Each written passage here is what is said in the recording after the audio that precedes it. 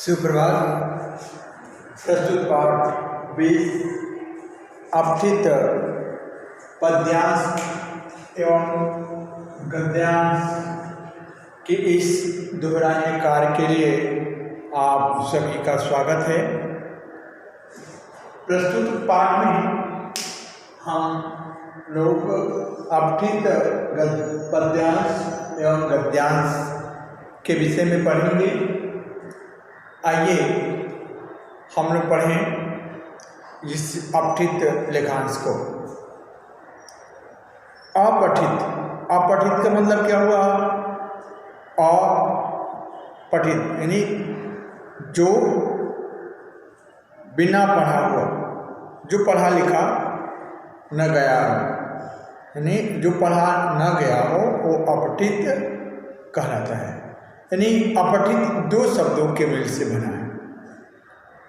अपठित दो शब्दों से मिलकर बना है। अ धन पठित, अ अर्थात बिना पढ़ा हुआ। उसके बाद अपठित रेखांश में अपठित गद्यांश व अपठित पद्यांश होते हैं। दोनों को पढ़कर उत्तर नीचे जो प्रश्न दिए गए होते हैं उस प्रश्नों को पढ़कर देना होता है। इस प्रकार हम अपठित लेखांश की परिभाषा बता सकते हैं कि पाठ्यक्रम में निर्धारित पुस्तकों से बाहर की गद्यों व पद्यों के पहले कभी न पढ़े हुए अंश अपठित गद्यांश व अपठित पद्यांश कहलाते हैं। ये इसका परिभाषा हुआ। अपठित लेखांश कविता, कहानी, संस्मरण, लेख के अंश होते हैं। इन्हीं पर आधारित प्रश्नों को छात्रों को हल करना होता है, जिससे छात्रों में समझने, चिंतन करने व स्वयं हल ढूंढने की प्रतिभा का विकास होता है। इसलिए सभी विद्यार्थी को अपठित पद्यांश एवं गद्यांश को पढ़ना आवश्यक होता है। इससे पढ़ने से, अभी मैंने आपको बताया, बच्चों को सोचने की क्षमता का विकास होता है, उसके विषय में चिंतन करने की क्षमता का विकास होता है और बच्चे स्वयं दिए गए प्रश्नों के उत्तर आसानी से जान लेते हैं, समझ लेते हैं। आइए कुछ अपठित गद्यांश व पद्यांश पर आधारित प्रश्नों को हल करने के लिए कुछ महत्वपूर्ण तथ्य हैं, उसके विषय में हम लोग जानें। वह महत्वपूर्ण तथ्य क्या क्या हैं, आइए हम लोग पढ़ते हैं। पहला है, सर्वप्रथम अपठित अंश को 2 या 3 बार ध्यानपूर्वक पढ़ना चाहिए। कितनी बार? 2 या 3 बार उसे ध्यानपूर्वक अवश्य पढ़ना चाहिए।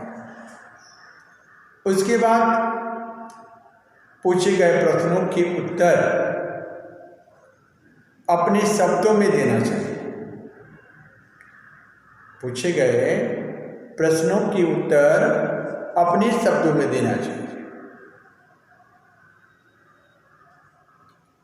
उसके बाद अगला है, उत्तर को बढ़ा चढ़ाकर नहीं लिखना चाहिए। कोशिश करना चाहिए कि उत्तर हमारा संक्षिप्त हो, छोटा हो। उसके बाद अगला है, अपठित अंश के शीर्षक के लिए प्रथम व अंतिम वाक्यों को पढ़ना चाहिए। नहीं, जब भी शीर्षक की जानकारी करना हो तो अपठित जो अंश हैं उस अंश की शीर्षक की जानकारी के लिए उसका प्रथम और अंतिम वाक्यों को पढ़ना चाहिए। अधिकतर उन्हीं दो वाक्यों से पढ़ने से आपका शीर्षक मिल जाएगा, आपको समझ में आ जाएगा कि कौन से शीर्षक होंगे। उसके बाद शीर्षक ऐसा होना चाहिए जिससे अपठित अंश का मूल भाव व लक्ष्य स्पष्ट हो जाए। शीर्षक ऐसा होना चाहिए जिससे अपठित अंश का मूल भाव व लक्ष्य स्पष्ट हो जाए। और एक चीज और ध्यान देना जरूरी होगा, जो शीर्षक लिखेंगे वो बहुत बड़ा नहीं लिखेंगे, संक्षिप्त लिखेंगे, नहीं कोशिश करेंगे कि वो एक शब्द में, तो और बेहतर होता है। तो ये रहा अपठित पद्यांश और गद्यांश के लिए महत्वपूर्ण तथ्य जिसको मैंने आप सभी को बताया। अब कुछ हम लोग अभ्यास करेंगे जिससे हमारा अपठित गद्यांश और पद्यांश दोनों अच्छा हो। जैसे इसमें पहला पद्यांश है, चकला बेलन तवा कढ़ाई करती जिनसे रोज लड़ाई, ऊपर नीचे आते जाते रोटी खाते और खिलाते, बासन बसन रोज ही धोती भीतर ही भीतर रो लेती, शिशिर तिमिर में भीतर रहकर बच्चों को आंचल देती है, ऐसी ही तो माँ होती है।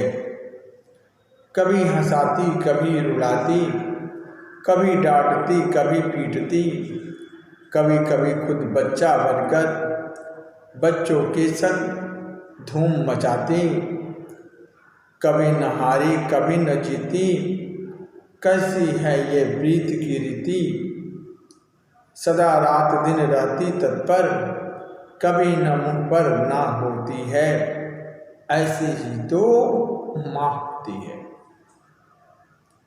तो आपने इस पद्यांश को सुना ही होगा, पढ़ा ही होगा, आपको पता चल गया होगा। अगर कोई पूछते उपयुक्त कविता का शीर्षक क्या होगा तो आप क्या बता सकते हैं?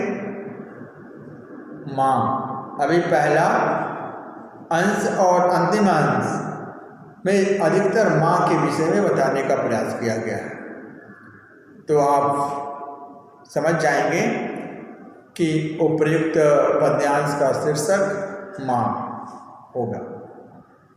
आइए इस नीचे दिए गए कुछ प्रश्न हैं, इसके विषय में देखें और समझें। चकला बेलन तवा कढ़ाई की लड़ाई किससे होती है? चकला बेलन तवा कढ़ाई की लड़ाई किससे होती है? तो उत्तर होगा माँ से, क्योंकि ये जो सामग्री है रसोई घर की, उस सामग्री का उपयोग माँ के द्वारा होता है। माँ ही रोटी बनाती हैं, माँ ही हमारे लिए भोजन की बनाने की व्यवस्था रसोई घर में करते हैं। तो इन सभी सामग्रियों की उपयोगिता होती है, उपयोग होता है, इसलिए इसका उत्तर होगा माँ से। दूसरा प्रश्न है, हमारे लिए रोज सारा काम कौन करता है? तो उत्तर होगा हमारे लिए रोज सारा काम हमारी माँ करती हैं। उसके बाद अगला प्रश्न है, माँ बच्चों के साथ कैसा व्यवहार करती है? तो उत्तर होगा, माँ बच्चों के साथ प्यार से हंसती खेलती है, लेकिन शैतानी करने पर वह बच्चों को डांटकर सही राह भी दिखाती है। ये इस प्रश्न का उत्तर है। अगला प्रश्न है, उपर्युक्त कविता का उचित शीर्षक बताइए। तो आप इस कविता का शीर्षक जान ही गए होंगे। तो इस कविता का शीर्षक क्या होगा? माँ, क्योंकि इसमें अधिकतर माँ का प्रयोग किया गया है।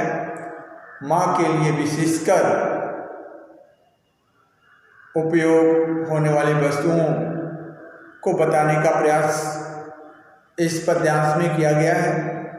इसलिए हम कह सकते हैं कि उपर्युक्त कविता का उचित शीर्षक माँ होगा। तो बच्चों, ये रहा पद्यांश जिसका मैंने आप सभी को इसका उत्तर समझाया। अब अगला जो गद्यांश होगा इसको पढ़ें और समझें। पुरुषार्थ मनुष्य का प्रमुख गुण है। सफलता का अधिकार वही होता है जो पुरुषार्थी होता है, जिसमें साहस, धैर्य, उत्साह वह दृढ़ निश्चय की भावना कूट कूट कर भरी होती है। पुरुषार्थ के अभाव में व्यक्ति निरीह एवं कायर हो जाता है और भाग्यवादी बन जाता है। पुरुषार्थी व्यक्ति मानने लगता है कि भाग्य के लिखे को कोई नहीं मिटा सकता। पुरुषार्थ पर विश्वास रखने वालों की मान्यता है कि यदि अदृश्य की लिपि भाग्य है तो लक्ष्य को पूरा करने के लिए समस्त शक्तियों के साथ किया गया परिश्रम पुरुषार्थ है। मानव ने पुरुषार्थ के बल पर ही नए नए आविष्कार किए। बच्चों, ये रहा गद्यांश जिसको मैंने आपके बीच में पढ़ा। अब इस पर आधारित कुछ प्रश्न हैं। इस प्रश्नों को देखें। मनुष्य का प्रमुख गुण क्या है? मनुष्य का प्रमुख गुण क्या है? तो उत्तर लिखेंगे, मनुष्य का प्रमुख गुण पुरुषार्थ है। क्या है? पुरुषार्थ। अगला प्रश्न है, पुरुषार्थ के अभाव में व्यक्ति कैसा हो जाता है? पुरुषार्थ के अभाव में व्यक्ति कैसा हो जाता है? तो उत्तर लिखोगे आप, पुरुषार्थ के अभाव में व्यक्ति निरीह एवं कायर हो जाता है। अगला प्रश्न है, पुरुषार्थ में विश्वास रखने वाले व्यक्ति की क्या मान्यता होती है? तो उत्तर होगा, पुरुषार्थ में विश्वास रखने वाले व्यक्ति की मानता है कि यदि अदृश्य की लिपि भाग्य है तो लक्ष्य को पूरा करने के लिए समस्त शक्तियों के साथ किया गया परिश्रम पुरुषार्थ है। मानव ने पुरुषार्थ के बल पर ही नए नए आविष्कार किए। यह इस प्रश्न का उत्तर होगा।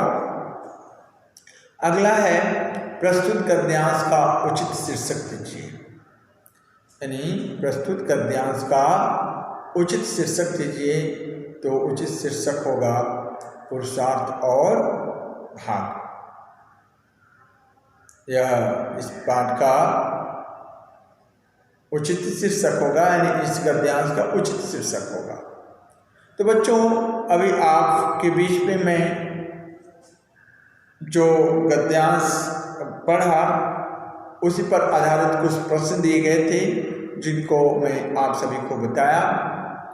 आपने इसे पढ़ा और अच्छे से समझा होगा, ये मेरी उम्मीद है।